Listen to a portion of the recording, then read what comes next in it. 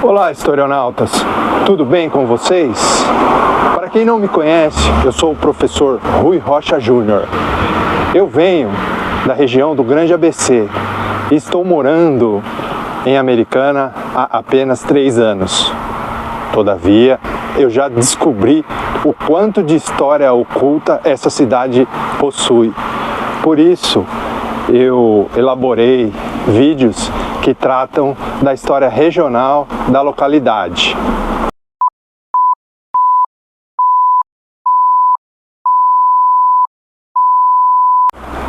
Dito tudo isso, estamos na casa conhecida como o Casarão de Americana.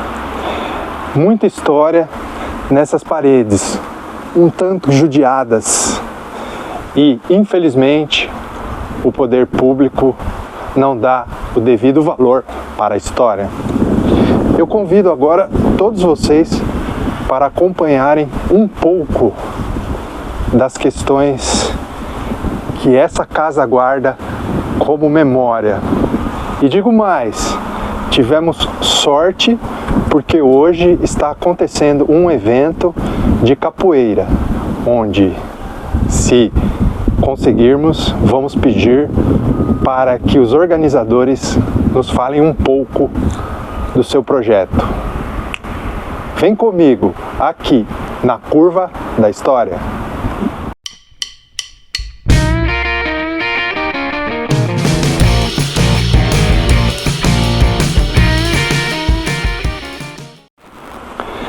Historionautas, hoje estamos no famoso Casarão, oficialmente chamado Museu Histórico e Pedagógico Municipal Dr. João da Silva, localizado em Americana, no interior de São Paulo. Este edifício histórico está instalado na sede da antiga fazenda Salto Grande, situada perto da confluência dos rios Atibaia e Jaguari, na nascente do rio Piracicaba. Fernando, você imaginou que nesta construção e localidade havia tanta história e memória juntos? Não, eu não fazia ideia. E olha que eu sou nascido e criado aqui em Americana. Construído entre 1799 e 1810, este casarão é um dos poucos remanescentes da arquitetura colonial em taipa de pilão na região de Campinas. Por sua relevância histórica, foi tombado pelo Condefat em 1982. Fernando, você imagina por que aquela parte do casarão é alta e essa aqui baixa? Não faço ideia. Por que antes as casas eram construídas assim? Olha, eu tenho quase certeza que essa arquitetura representa casa grande e senzala, típico do período colonial. Depois, eu vou consultar com o nosso professor Mota para confirmar se é isso mesmo. E se caso algum de vocês tiver a resposta, por favor, coloca nos comentários. Vai ser um prazer ter vocês aqui. A história do local começa no século XVIII com a ocupação da área como sesmaria.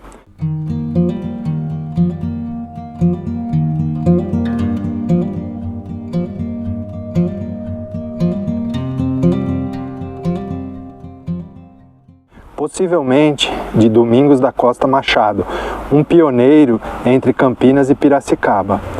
A fazenda Salto Grande se consolidou como um importante núcleo socioeconômico, com destaque à produção de cana-de-açúcar no período colonial.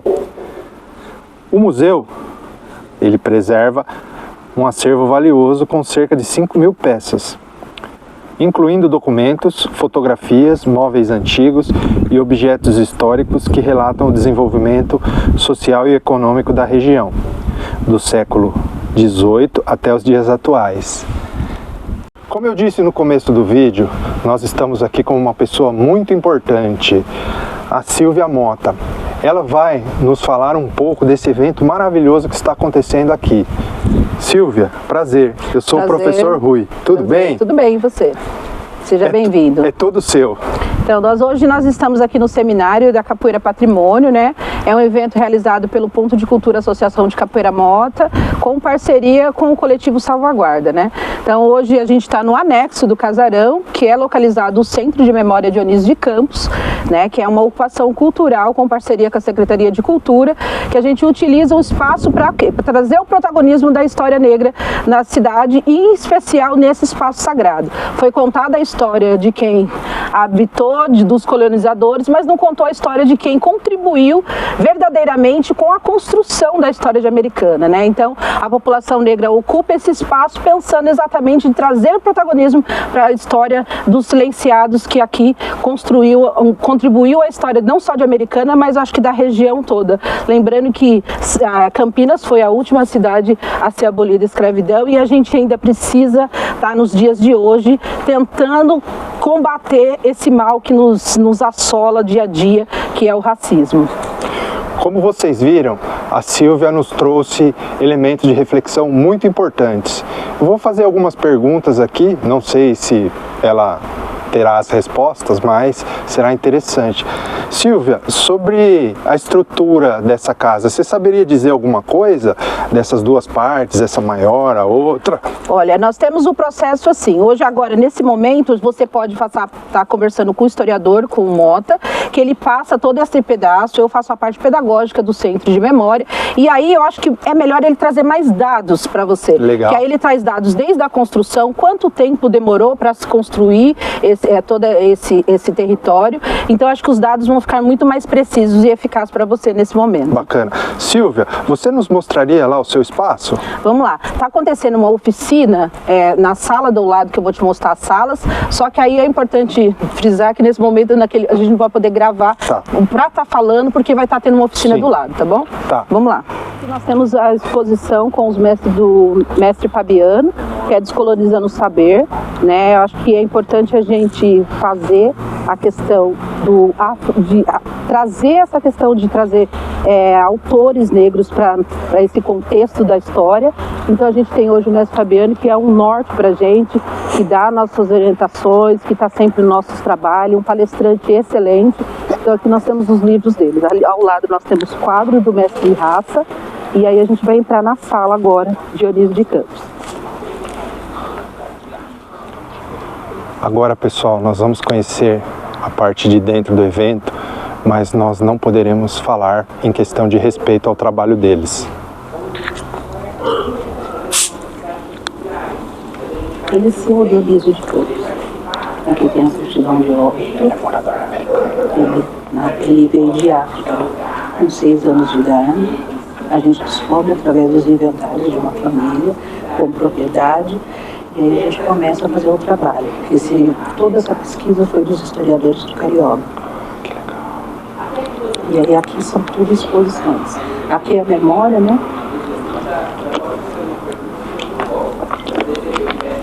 Aqui são exposições, tá? Silvia, aquele ali era usado aqui. Esse daqui hoje é só uma obra de arte do Edivaldo Barbosa. Mas eles usavam, e claro que não pequeno, assim, né? Grande, outra não debaixo também de lugares como assim, né? Sempre no sol e tudo mais. Entendi. Como um desmotivador e motivador para pessoas participarem de eventos culturais em 2023 e 2024 de forma discutível. O que acontece? Nessa pesquisa, eles vão mostrar os dados através de várias nas visitas guiadas, a gente explica cada elemento que tem. Ou melhor, um dos principais motivos para as pessoas não participarem de atividades culturais é estresse. Elas estavam tão sobrecarregadas que elas nem queriam participar de nada. Logo no ano seguinte, tudo que tem aqui dentro são elementos expositivos. Normalmente, nada que remetia, por exemplo, o que usou naquela época. São elementos normalmente que são acervos do Casarão, ou acervo do Centro de Memória, mas são elementos expositivos, né? Que de repente tem algo, tem uma unidade, tem alguma coisa assim, e a gente traz para trazer esse combate à intolerância, a coisas que causam preconceito, que vai falar, olha, não sei, e aí acaba falando coisas desinformadas, né? pensativo. sobre como é a nossa rotina, nosso comportamento, como a gente se organiza para tentar sair dessa cultura de exaustão, de cansaço, de metas que a gente tem né? Pra gente pensar Hoje a exposição são elementos mais voltados para a capoeira, mas normalmente essas salas têm exposições sempre rodantes, já fizemos 4 exposições aqui. Todas elas falam de pontos positivos, de pontos negativos, de melhorias. Mas Como aqui não tem acervo, tem que fazer forro improvisado, porque senão não dá para deixar material fixo. Entendi. Lá na década de 90, em Bogotá, que se não estava a memória, é México agora, minhas anotações estão ali no Colômbia, ótimo, obrigado. A gestão foi... Nós vamos passar pela sala, eu gostaria que vocês gravassem só, mas eu só vou mostrar a sala, vocês só olham. A gente vai só por fora. Esse contato com as artes, que é um espelho para mim, a arte é uma coisa que a gente se olha. Né? Essa sala multimídia, aqui está a atividade. Se ele puder dar uma gravaçãozinha para também estar dentro junto na... E não apenas tendo que pagar uma multa, não, as públicas fazerem bibliotecas comunitárias, onde a gente tem um fluxo de leitura, de conhecimento, de troca de saberes, de experiências, que vai diminuindo a violência que estava presente naqueles territórios. Depois, na França, a gente tem um estímulo à expressão e cidadania crítica com ateliês de criação. Todas as escolas têm ateliês de criação com uma múltipla possibilidade de linguagens, onde as crianças vão poder escolher o que elas querem fazer, como elas querem se expressar e como isso pode participar do desenvolvimento integral das crianças. Aqui no Brasil, a gente tem fortalecimento da identidade territorial com pontos de cultura e a Política Nacional Cultura Viva. A gente tem um programa, uma política estruturante para o nosso país, de extrema importância que a gente tem que defender muito, que é a Política Nacional Cultura Viva, que vai pensar o fortalecimento e a continuidade dos pontos Pode entrar um pouco. que fortalecem. Agora, depois de visitarmos a parte interna do casarão, onde está acontecendo os eventos, a Silvia vai explicar para nós um pouquinho do que é que ocorre lá. Então, como eu falei para vocês, a gente está no anexo, né, porque o casarão é onde a gente fez a primeiro momento. A primeira sala que nós entramos é a sala Dionísio de Campos, que dá o nome ao Centro de Memória, né? Dionísio de Campos, a história dele a gente descobre através de inventários de famílias de Americana como propriedade. Então, um escravizado que vem de África com 5 anos de idade, que foi trocado por uma caneca de ferro. Então, como a gente vai saber da onde Dionísio veio? Né? Então, pensando nele enquanto um homem negro colocado numa situação de escravidão, a gente pensa que a gente, através desse protagonismo de outras pessoas negras, a gente pode estar fortalecendo minimamente o silenciado que aqui contribuiu. Né? Então, a primeira sala Dionísio de Campos, a segunda sala onde vocês visitaram, onde está tendo a atividade, é a sala Silvia Regina de Barros. Silvia Regina de Barros, conhecida como Silvia Negrona. Silvia Negrona é uma pioneira em cultura afro, foi percursora de maracatu, de samba do carnaval, tem uma ONG que hoje não está em atividade mais, mas a ONG O Tambor Menino, né, a Arte de Vencer, que era localizada no Lírios, onde ela fazia um trabalho social e cultural com as crianças ali daquela região e outras mulheres também da população ali local. E em Americana, eu acredito que a gente precisa estar lembrando a memória de Silvia, porque foi a pioneira em fazer trabalhos com cultura afro dentro da cidade. E a outra sala que tem exposição também é a sala Agô. Agô é uma palavra em Urubá que significa licença. Lá a gente traz elementos da questão da cultura de religiões de matriz africana, né? São elementos que estão ali em exposição exatamente para fazer essa quebra da questão da intolerância religiosa. Hoje nós temos lá o candomblé, que é um patrimônio material brasileiro, né? Uma cultura brasileira, e a gente sofre, né, o tempo inteiro preconceitos com a nossa cultura religiosa, né? Então ali a gente tem elementos para fazer exatamente essa quebra, para cada visita guiada as pessoas puderem perguntar, para a gente poder conversar sobre o patrimônio que é as culturas de religiões de matriz africana. Silvia, eu queria dizer para você o seguinte: embora eu seja professor de história, muita coisa eu não conheço. Então eu fiquei muito feliz de ouvir você, de poder compartilhar com os nossos colegas que estão assistindo o vídeo, de poder divulgar a cultura, a sua cultura, a cultura do Brasil e a cultura que foi esquecida. Então, já de antemão, eu quero agradecer.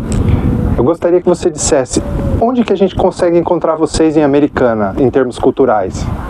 Ok, então assim, eu que agradeço, né, a oportunidade de estar falando, né, no canal de vocês, e faço um convite também para vocês visitar o Centro de Memória de Dionísio de Campos. Vou só seguir a página Centro de Memória de Dionísio de Campos, ou então a Associação de Capoeira Mota e Cultura Afro, Ponto de Cultura, né, nós estamos no Instagram, mas também tem o telefone, é o DDD 19 93346146. Pode fazer a visita guiada, pode fazer grupos para poder fazer essa atividade, para a gente estar discutindo sobre um pouco do protagonismo da cultura afro-brasileira aqui dentro de Americana, né? Nós somos ponto de cultura aqui em Americana, somos utilidade pública e reconhecida, e a gente desenvolve trabalhos não só nas escolas, mas em algumas áreas periféricas, e aqui também no espaço aqui do Centro de Dionísio de Campos. Temos atuação em Santa Bárbara também.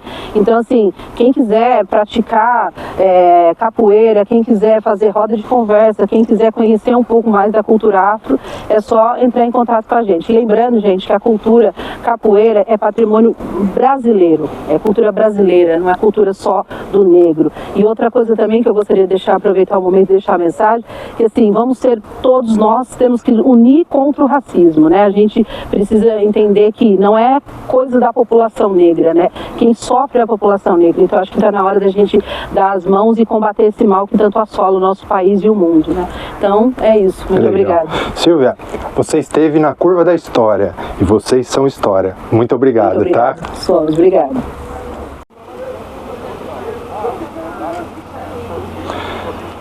Historionautas, eu estou aqui com o professor Mota, uma pessoa incrível que nos recebeu com muito carinho, e eu queria perguntar para ele uma coisa importante, que eu até comentei no vídeo, sobre arquitetura. Professor, tudo bem? Eu sou o professor Rui. Beleza. Professor, eu comentei no vídeo que isso daqui assemelha-se a uma casa grande em Senzala. Sim. O senhor acha que era ou não? Bom, nas histórias, né, algumas pesquisas, ela aqui está como a sede das primeiras 6 Marias que teve aqui na região. Certo. Então aqui está como a sede, né? Então quando foi construído, né, a gente sabe que tinha muitos escravos aqui nessa região toda, e aí tem até o livro Entre Rios, que tem datado o nome de escravizados dessa região. O próprio Dionísio de Campos também fala nessa questão.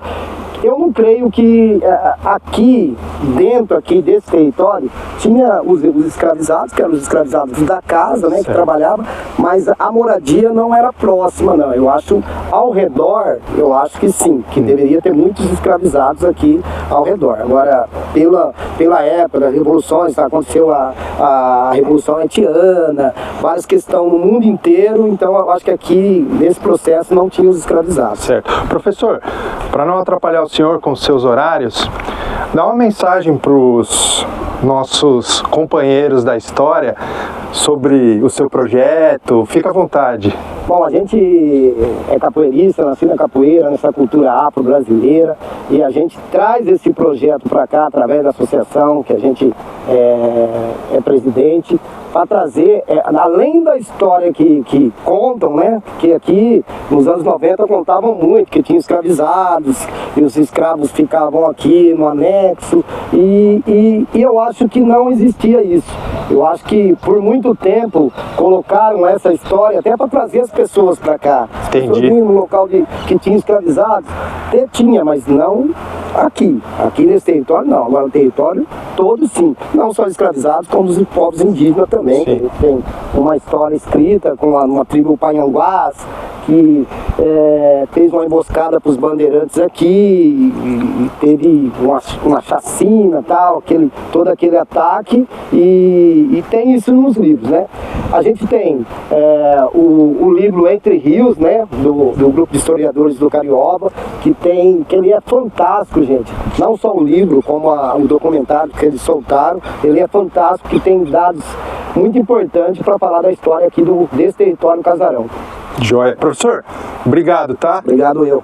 Valeu mesmo.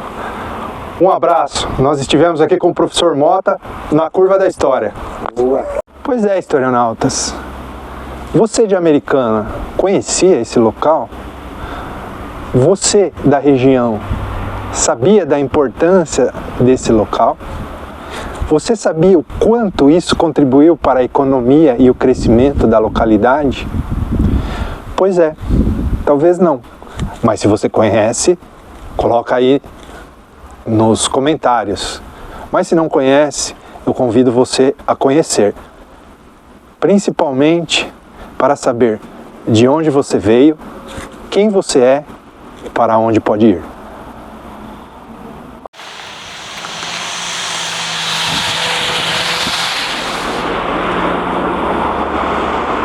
Nós chegamos ao fim de mais uma aventura histórica na região de Americana. Peço de coração que vocês, se não forem inscritos, pensem na possibilidade de se inscrever. Dê um joinha, prestigie esse trabalho amador, esse trabalho que ainda está em início, mas que possui muitas potencialidades para apresentar a região na curva da história. Obrigado e que Deus abençoe a todos.